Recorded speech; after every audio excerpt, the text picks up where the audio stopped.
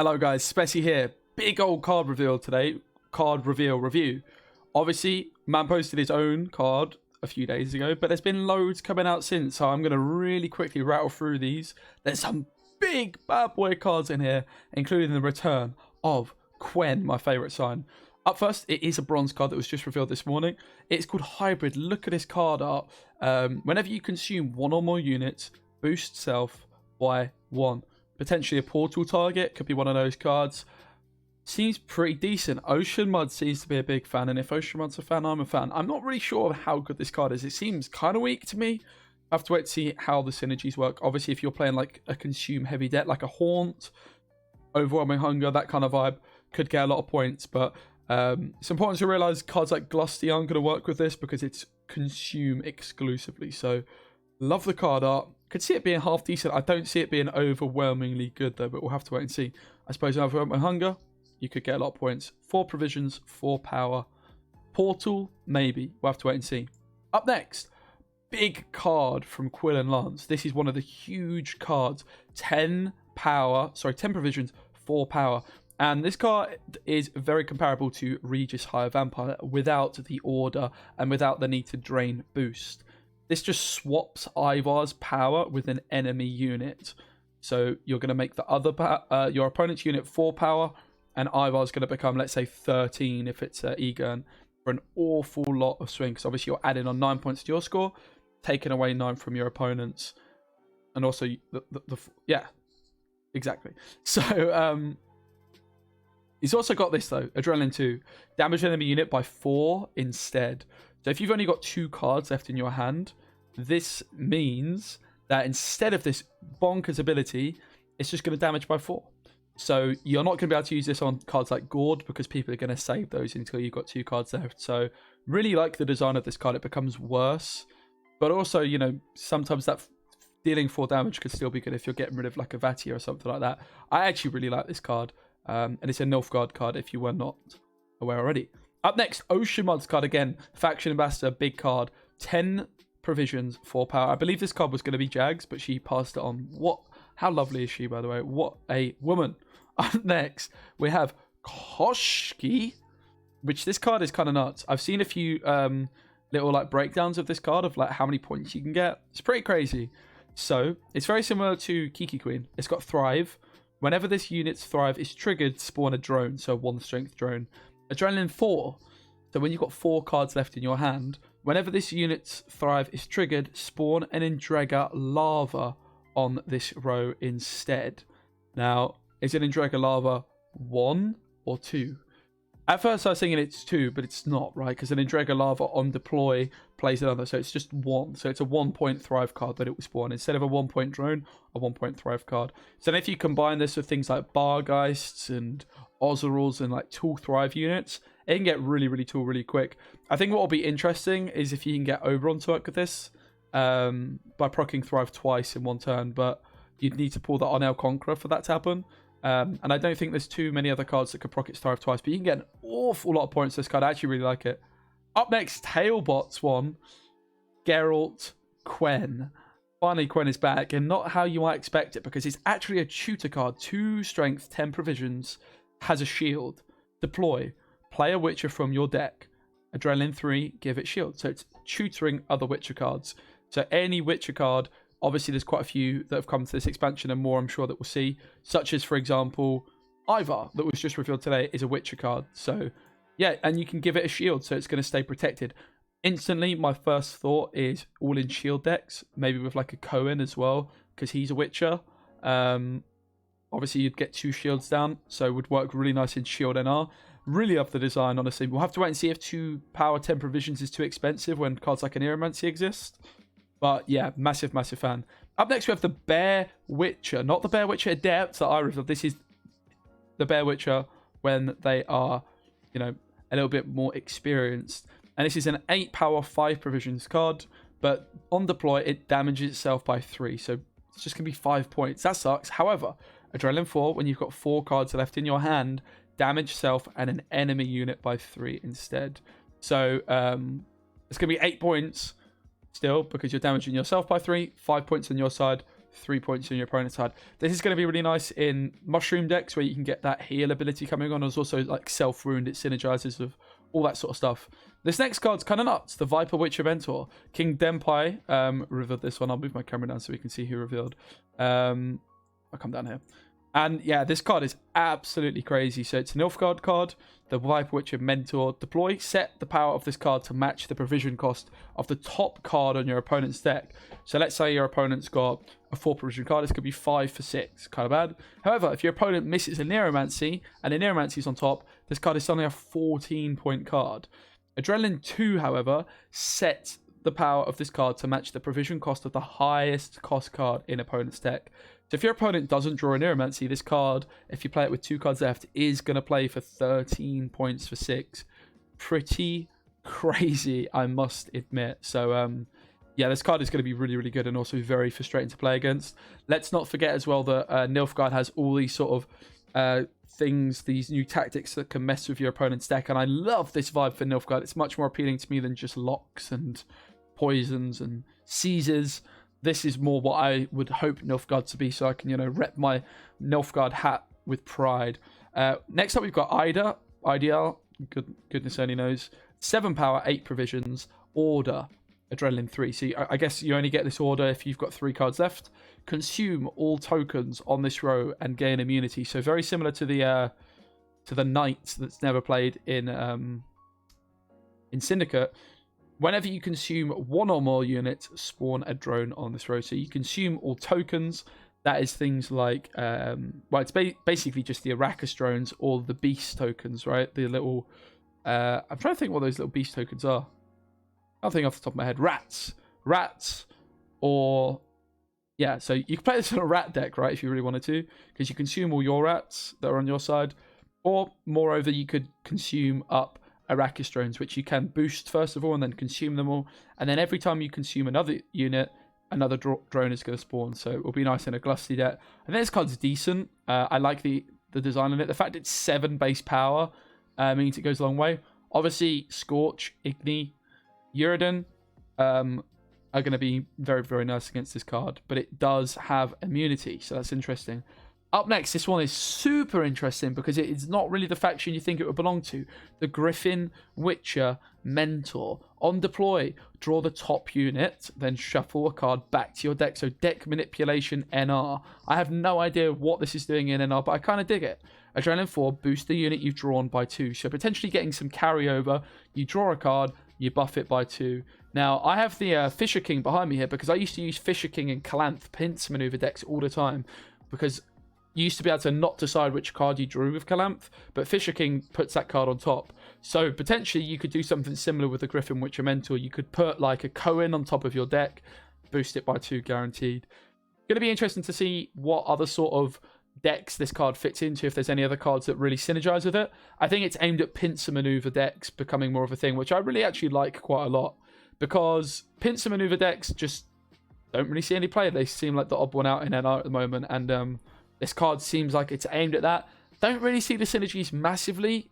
Obviously, Mad Kian and the Cohen card that's just come out could be too, but you could also like buff up like your King Bellahan or something like that. So there's some cool things you could do with it.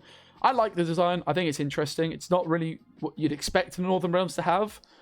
I kind of dig it too. As long as, Northern Realms gets enough cards.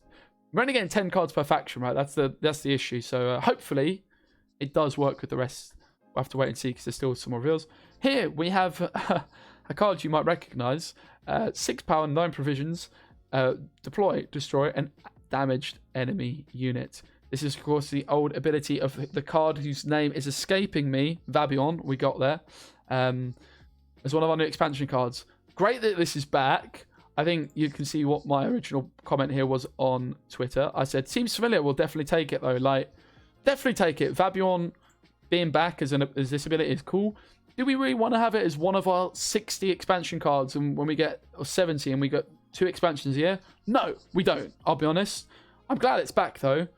But, this is, again, just more of an issue with the fact we're only getting 2 expansions a year, so I shouldn't really moan about it. I like the fact we're getting this ability back, for sure.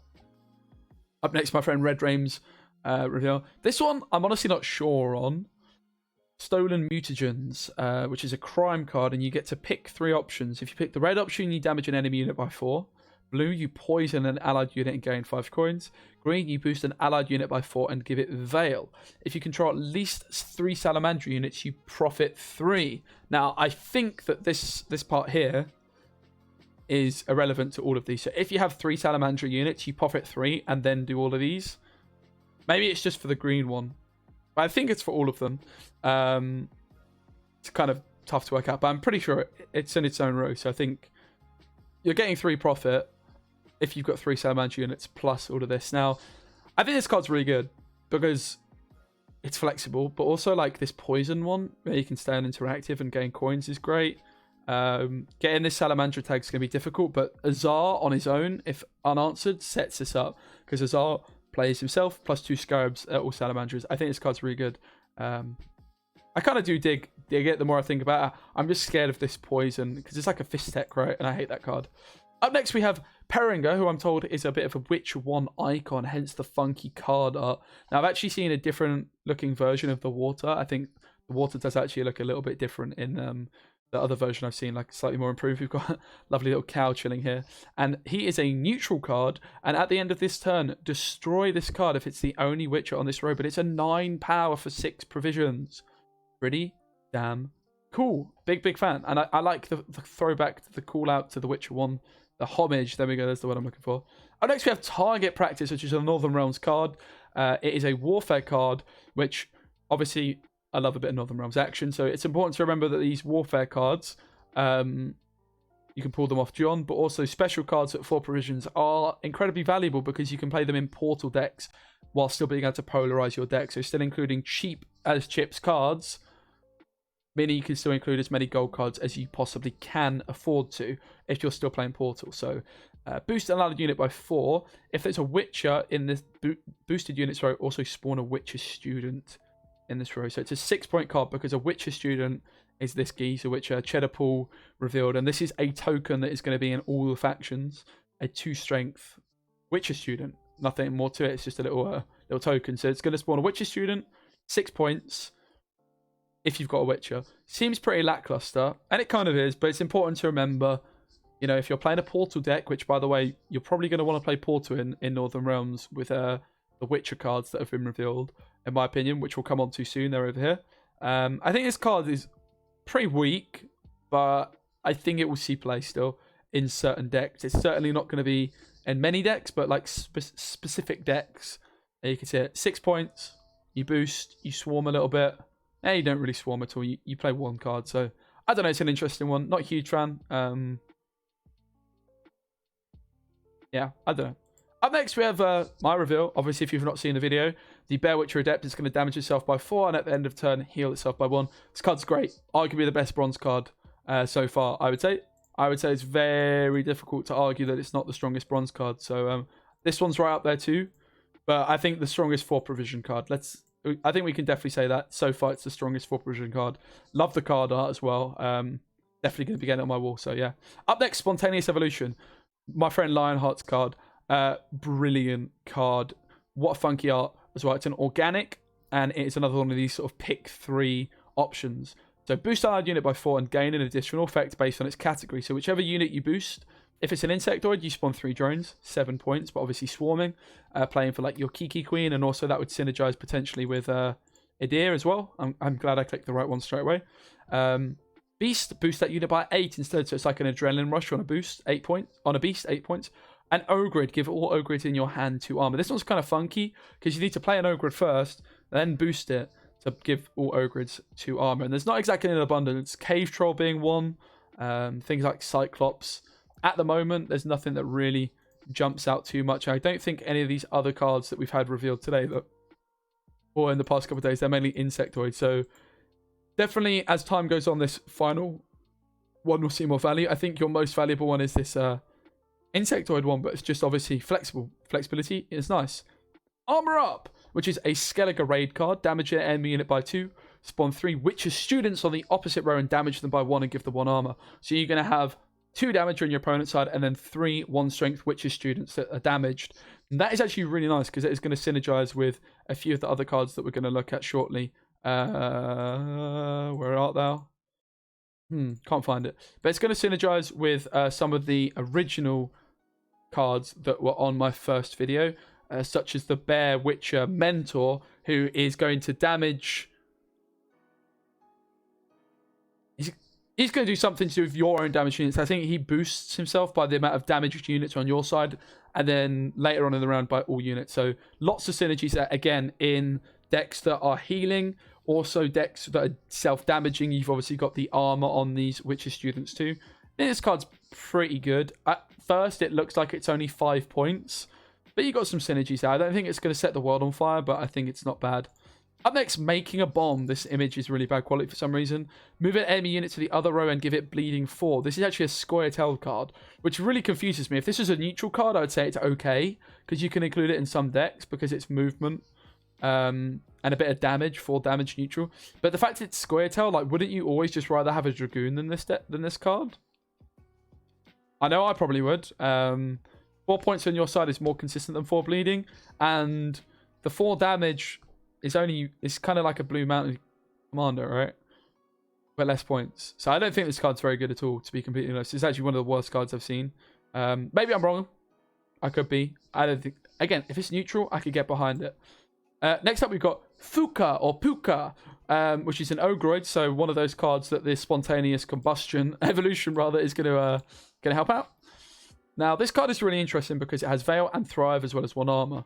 But your opponent's units trigger this card's Thrive. So if my opponent plays a 5 strength card, Fuka's going to go to 5. Now, while that seems great, basically what this means is it's going to upset your own Thrive curve. So the way you normally play Thrive is you play a 1 strength card, 2 strength card, 3 strength card, 4 strength, 5 strength, 6. With Fuka, you're not going to do that because, you know, your opponent's going to upset your own Thrive curve. So I would say this card is really nice in monster mirror matchups.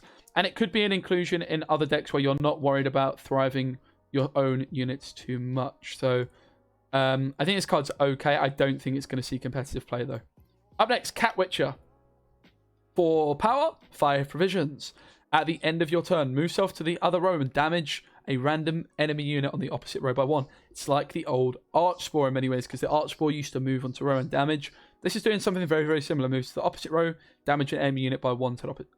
But with Adrenaline 4, it damages it by 2. And this card's really good. It's an engine. Demands an answer, and it's got other synergies with movement, and I think movement Scoia'tael is one of my favorite sort of things going in Gwent, really. So I'm really looking forward to diving in with some movement Scoia'tael. Really, really love this card, and I love that they're bringing movement back, like between your own rows while damaging. I'm a big fan. Up next, Viper Witcher Adept. So the Nilfgaard equivalent of my Witcher Adept. A really nice portal target, this card. At the end of your turn, boost self by 1 if your opponent has more cards in the deck than you. So if you play Portal into this card, they're instantly going to buff up to 4 points each. So this is going to be really, really nice in hyper-thin decks for sure. Outside of hyper-thin, it's going to be kind of awkward to use. So I'd say it's pretty much exclusively a Portal target. Otherwise, it's going to kind of like a bad Magni Division. But off Portal, obviously Magni Division, you can't Portal. You certainly can, and I really like this card. I think it's super cool. Up next, Griffin Witcher Adept, the Northern Realms equivalent. Again, I think this is going to be a great portal target, and that's why I believe that this, wherever it might be, this target practice card is going to be pretty solid in my opinion. Griffin Witcher Adept, this card loads to unpack. It's actually probably my favourite card revealed so far. It's 4 power, 4 provisions. It's kind of difficult to assess how good it is, but you transform an allied Witcher into a base copy of a Griffin Witcher Adept. So you could turn one of these Griffin students, wherever they are, this one, the Witcher student, into a Griffin Witcher Adept, 2 points, so you're playing for 6 points. Doesn't seem that good. But then it's important to remember that that new one that you've changed in has still got this order and the shield. What you can do is you can transform the original Griffin Witcher back into a Griffin Witcher Adept, right? So you basically move the order ability from one to the other. Why is that good? Well, if you're taking off the shields of this card, which you can do with a damn sorceress for 2 points per shield removed, then this card is also going to gain a new shield and gain its order back. So basically, you can get a shield per turn. If you're removing the shield each turn with a damn sorceress and a charge, you can move the shield each turn. So obviously, it's playing for 6 points already on just one Witcher student. Plays for 8 points if you've got 2. But then if you're starting to make use of the shields by removing them with damn sorceresses, becomes even better. So I love the design of this card. There's going to be some really, really cool things that you can do with it for sure. Cosimo, Masapina. I'm sure you guys have seen Mr. Hablard's video. If you've not, go watch it. This is a bit of a meme card in the Syndicate faction. I believe it's exclusive to Syndicate. Maybe it's neutral. Honestly, I'm kind of bad with what... I think I might be slightly colorblind. Who knows? I think it's Syndicate, but maybe it's neutral. It's Nilfgaard. Apparently it's Nilfgaard. Is it... What?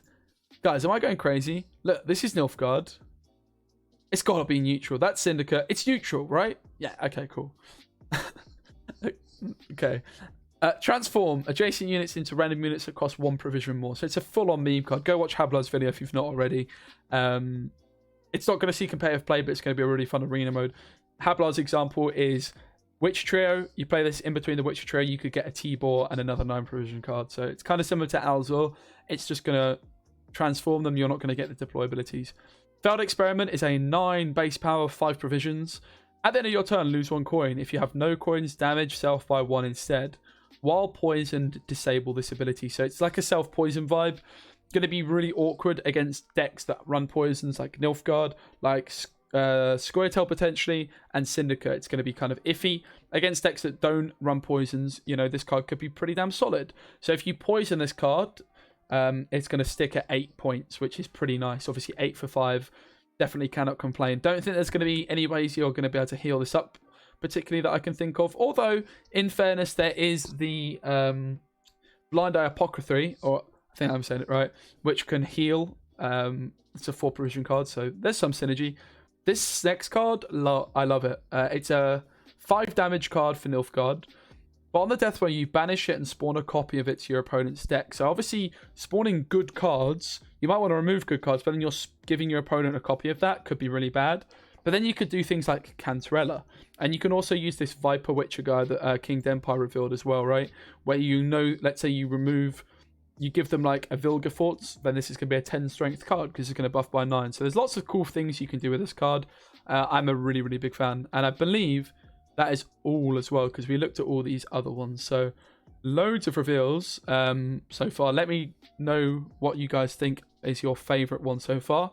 I did skip through these, but you know, there's lots to get through, and really, really excited for the expansion. I think should be a lot of fun, and obviously looking to bring you guys lots of content. Yeah, much love. Thanks for watching. Let me know what is your guys' favorite card, and yeah, sweet. Take care. See you on the next one. Deuces.